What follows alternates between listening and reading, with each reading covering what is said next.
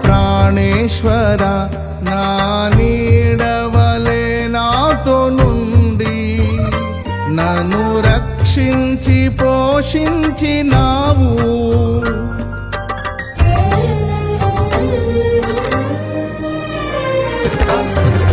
నేనెన్నడు నాకై ఆశించని నీ దీవెనలతో తృప్తి పరచి